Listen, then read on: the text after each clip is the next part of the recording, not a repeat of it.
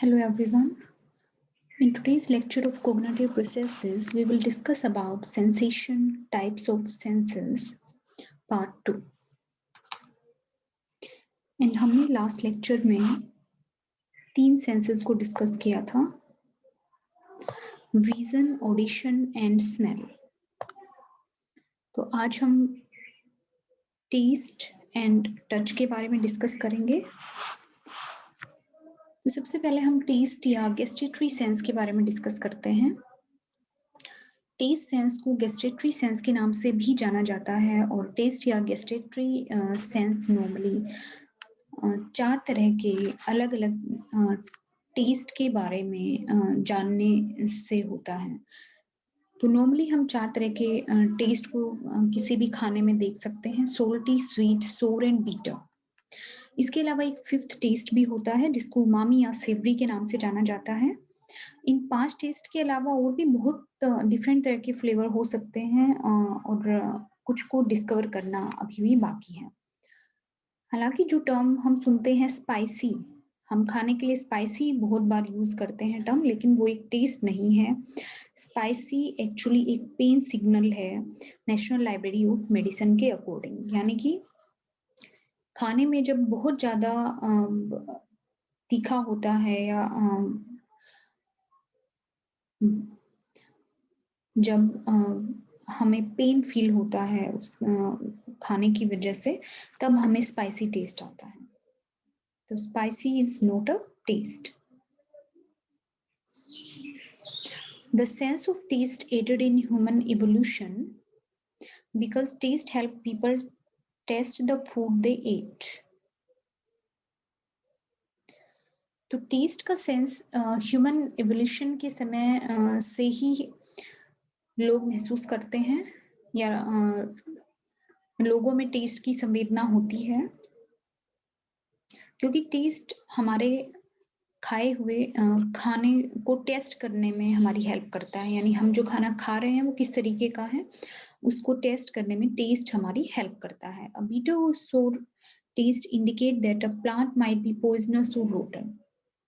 एक बीटर या सोर टेस्ट अगर किसी भी खाने से या प्लांट से आ रही है तो इसका मतलब है कि वो प्लांट या खाना पॉइजनस हो सकता है या फिर वो सड़ा हुआ या खराब हो सकता है। Something salty or sweet, however, often meant the food was rich in nutrients. वहीं दूसरी तरफ अगर खाना सोल्टी या स्वीट टेस्ट दे रहा है या उससे हमें सोल्टी या स्वीट टेस्ट आ रहा है, तो इसका मतलब है कि खाने में न्यूट्रिशन की मात्रा काफी ज्यादा है। Taste is sensed in the taste buds. Adult have 2000 to 4000 taste buds. Most of them are on the tongue, but they also line the back of the throat, the epiglottis, the nasal cavity, and the esophagus. Taste की sense हमें taste buds से होती है। एक adult में 2000 से लेकर 4000 taste bud पाई जाती हैं। ज्यादातर टेस्ट बर्ड्स टंग में पाई जाती हैं। वहीं टंग के अलावा टेस्ट बर्ड को थ्रोट, एपिग्लोटिस, नेजल कैविटी और इसोफेगस के बैक लाइन में भी देखा जा सकता है। Sensory cell on the birds form capsules shaped like flower bud or oranges. Birds के ऊपर जो सेंसरी सेल होती हैं वो फ्लावर बड या फिर संतरे के तरह के कैप्सूल का निर्माण करती हैं। आपने अपनी टंग को देखा होगा तो टंग के ऊपर जो है ऑरेंज की स्किन जैसे खुरदरी होती है, वैसे ही हमारी टंग भी वैसी ही खुरदरी दिखाई देती है। तो वो कैप्सूल्स होते हैं एक पर्टिकुलर तरह के हमारी टंग के अंदर। The tip of these capsules have pores that work like funnels with tiny taste hair. अब इन कैप्सूल्स की जो टिप है, अगर आप अपनी जीभ के ऊपर देखेंगे तो जो खुरदरापन आपको दिखाई देता है वो एक तरह की कैप्सूल होते हैं और इन कैप्सूल की टिप के ऊपर पोर्स होते हैं। ये पोर्स एक कीप की तरीके से काम करते हैं, यानी कीप के जैसे आकार होता है इनका। ऊपर कीप आपने देखी होगी कि ऊपर से उसका मुंह चौड़ा होता है और नीचे पतला होता चला जाता है। तो एक कीप के आकार के होते हैं ये पोर्स और इनके अंदर टेस्ट हेयर्स होते हैं छोटे छोटे। Proteins on the taste hair bind chemical to the cell for tasting. अब इन टेस्ट हेयर्स के ऊपर प्रोटीन होता है जो कि केमिकल्स को बाइंड करता है या केमिकल्स को इकट्ठा करता है, जिससे हमें टेस्ट सेंस महसूस होती है। It is a myth that the tongue has specific zone for each flavour. The 5 taste can be sensed on all part of the tongue, although the sides are more sensitive than the middle. हालांकि ये एक myth है कि टंग में हर एक flavour के लिए अलग अलग जोन होते हैं, ऐसा कुछ नहीं होता है। पांचों के पांचों टेस्ट पूरी जीभ के द्वारा सेंस किए जा सकते हैं या महसूस किए जा सकते हैं।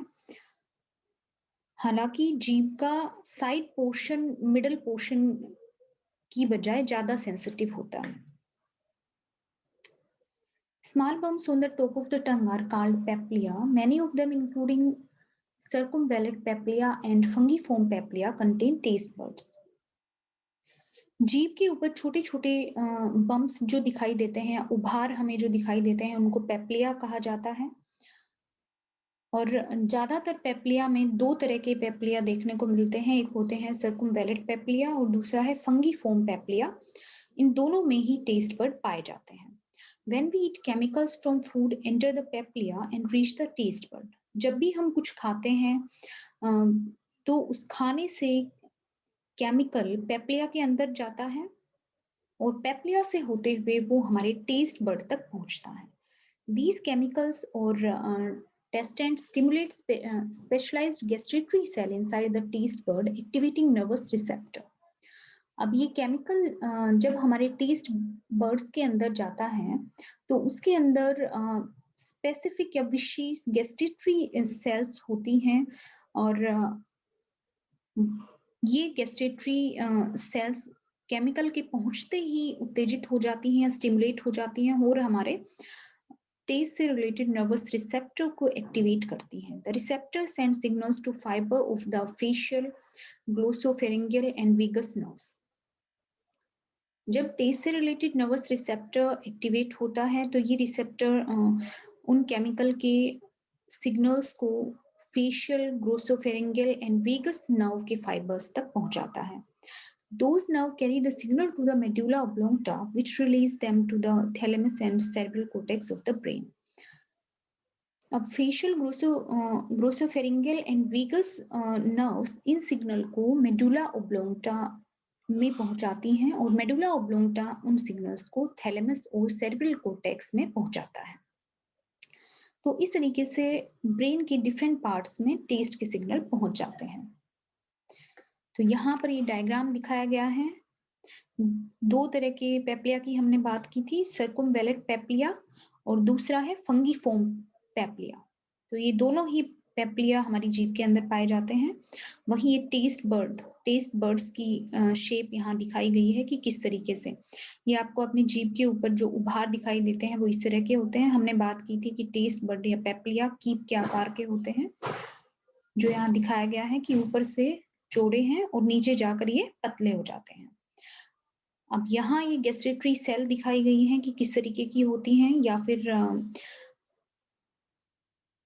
नर्व्स दिखाई गई हैं, टेस्ट सेंस से रिलेटेड नर्व्स जो इंफॉर्मेशन को ब्रेन तक पहुंचाती हैं, उनकी शेप यहाँ दिखाई गई है।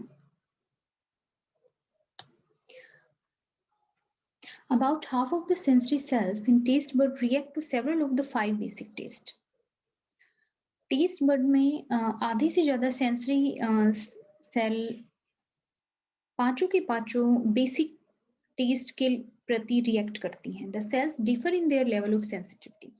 हालांकि डिफरेंट सेल का सेंसिटिविटी का लेवल अलग हो सकता है, यानी कोई सेल किसी बेसिक टेस्ट के लिए ज्यादा सेंसिटिव हो सकती है, वहीं कोई दूसरी सेल दूसरे बेसिक टेस्ट के लिए ज्यादा सेंसिटिव हो सकती है। Each has a specific palette of taste with a fixed ranking. हर एक सेल एक स्पेसिफिक पैलेट ऑफ टेस्ट रखती है और हर एक सेल की एक फिक्स रैंकिंग होती है, इसीलिए उनमें सेंसिटिविटी लेवल भी अलग अलग होता है, यानी हर एक सेल अलग अलग टेस्ट के लिए कम या ज्यादा सेंसिटिव हो सकती है। So some cell may be more sensitive to sweet, followed by bitter, sour and salty, while others have their own ranking. तो इसीलिए क्योंकि हर एक सेल में टेस्ट के लिए एक स्पेसिफिक पैलेट होता है, स्पेसिफिक सेंसिटिविटी होती है, तो उसकी वजह से कोई सेल मीठे के लिए ज़्यादा सेंसिटिव हो सकती है, बीटर के लिए कम सेंसिटिव हो सकती है और सोर और साल्टी के लिए और ज़्यादा कम सेंसिटिव हो सकती है. The full experience of a flavor is produced only after all the information from the different part of the tongue is combined. वही हमें किसी भी फ्लेवर का फुल एक्सपीरियंस तभी होता है जब हमारी टंग के डिफरेंट पार्ट की सारी इंफॉर्मेशन को कंबाइन किया जाता है और हमारे ब्रेन के द्वारा इंटरप्रेट किया जाता है. Next we will discuss about touch sense. तो अभी हम टच सेंस के बारे में बात करेंगे कि किस तरीके से हमारी टच सेंस काम करती है. Touch is thought to be the first sense that human develop. Touch consists of several distinct sensations communicated to the brain through specialized neuron in the skin. Touch humans की पहली sense मानी जाती है. ये माना जाता है कि ह्यूमंस में सबसे पहली सेंस थी जो कि टच के रूप में डेवलप हुई.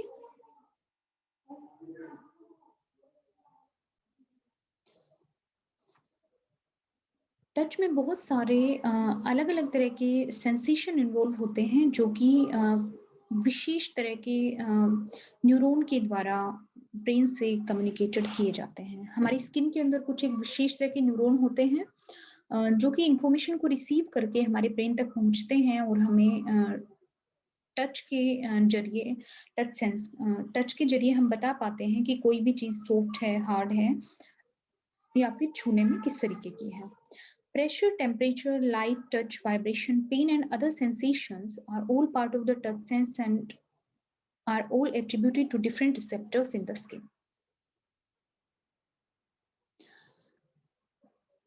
Pressure, temperature, light, touch, vibration, pain और दूसरे तरह की जो संवेदनाएं होती हैं वो सभी हमारे टच सेंस से जुड़ी हुई होती हैं और इन सब के लिए हमारी स्किन में अलग-अलग रिसेप्टर्स होते हैं. Touch is not just a sense used to interact with the world, it also seems to be very important to a human's well-being. It has been found to convey compassion from one human to another. Touch सिर्फ एक ऐसी sense नहीं है जो कि हमें पूरे world से जोड़ती है, बल्कि ये ह्यूमन वेलबींग के लिए भी बहुत ज़्यादा इम्पोर्टेंट मानी जाती है क्योंकि एक ह्यूमन दूसरे ह्यूमन से टच के जरिए कंपैशन को कन्वे कर सकता है. Skin consists of three major tissue layers, the outer epidermis, middle dermis and inner hypodermis. तो स्किन में तीन तरह के मेजर टिश्यू लेयर्स होते हैं या तीन तरह की स्किन की लेयर्स होती हैं जिसमें से आउटर लेयर को एपिडर्मिस बोला जाता है, मिडल को डर्मिस बोला जाता है और इनर लेयर को हाइपोडर्मिस बोला जाता है. Specialized receptor cells within these layers detect tactile sensation and relay signals through peripheral nerves toward the brain. तो इन तीनों लेयर के अंदर कुछ विशेष रिसेप्टर सेल्स होते हैं जो कि छूने पर उस सेंसेशन को डिटेक्ट करते हैं और उन सिग्नल्स को पेरिफेरल नर्व्स के जरिए ब्रेन तक पहुंचाते हैं. The presence and location of the different types of receptor make certain body part more sensitive. अब हमारी पूरी बॉडी में अलग-अलग जगह पर अलग-अलग तरह के रिसेप्टर्स पाए जाते हैं. इसीलिए हमारी बॉडी के डिफरेंट पार्ट्स की सेंसिटिविटी भी अलग होती है. आपने महसूस किया होगा कि बॉडी में कुछ एक पार्ट ज़्यादा सेंसिटिव होते हैं, वहीं कुछ पार्ट कम सेंसिटिव होते हैं. ये यहाँ स्किन का डायग्राम दिखाया गया है. फ्री नर्व एंडिंग्स हैं. ये मिजनर कॉर्पस्कल है, पेसिनियन कॉर्पस्कल है, एपिडर्मिस आउटर लेयर दिखाई गई है यहाँ, मेरकल सेल है एंड ये इनर लेयर है हमारी स्किन की जिसको हाइपोडर्मिस कहा जाता है. Merkel cells, for example, are found in the lower epidermis of lips, hand and external genitalia. Merkel cell जो यहाँ दिखाई गई है मेरकल सेल, एपिडर्मिस से जस्ट नीचे होती है। तो मेरकल सेल हमारे lower epidermis of lips, hand and external genitalia में पाई जाती है, यानी हमारे लिप्स, हैंड और एक्सटर्नल जेनिटलिया की लोअर एपिडर्मिस के अंदर मेरकल सेल्स पाई जाती हैं। Mesenal corpuscle are found in the upper dermis of hairless skin. Mesenal corpuscle hairless skin के upper dermis में पाई जाती हैं। For example, हमारी फिंगर टिप्स हैं, nipples हैं, the sole of the feet है। Both of these receptor detect touch, pressure and vibration. तो ये दोनों ही तरह के रिसेप्टर टच को डिटेक्ट करते हैं, प्रेशर को डिटेक्ट करते हैं और वाइब्रेशन को भी डिटेक्ट करते हैं। Other touch receptors include Pacinian corpuscle, which also register pressure and vibration, and the free endings of specialized nerves that feel pain, itch and tickle. और दूसरे तरह के टच रिसेप्टर में पेसिनियन कोर्पस्कल इंक्लूड होते हैं। पेसिनियन कोर्पस्कल भी प्रेशर और वाइब्रेशन को रजिस्टर करते हैं और इनके अंदर कुछ एक विशेष स्पेशलाइज्ड नर्व्स होती हैं जो कि पेन को, खुजली को और टिकलिंग को डिटेक्ट करती हैं या फिर फील करने में हेल्प करती हैं। Touch can also influence how humans make decisions. Texture can be associated with abstract concept, and touching something with a texture can influence the decision a person makes. Touch किसी भी human की decision को effect कर सकता है।